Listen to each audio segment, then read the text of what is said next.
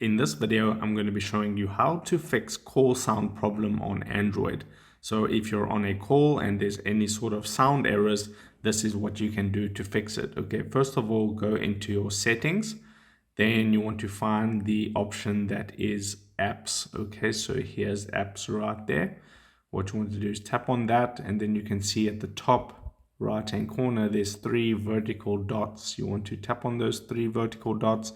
Then you see an option here that says reset app preferences.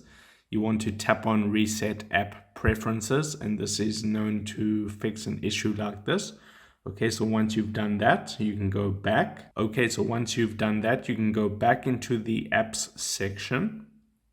Tap on apps. Then you want to search for the phone app, okay? The app that you use to make calls. So there it is. I'm going to tap on phone. And then you just want to go here to where it says storage at the bottom. And you want to clear the data and you want to clear the cache for your phone app, okay? These two settings right here. Once you've done that, you can just do this one setting here. If you go into permissions, tap on music and audio. What you can do is you can put it on don't allow and then put it on back onto allow. That sometimes helps to refresh the settings. Okay, then you can go back, and the last thing that you want to do is restart your device.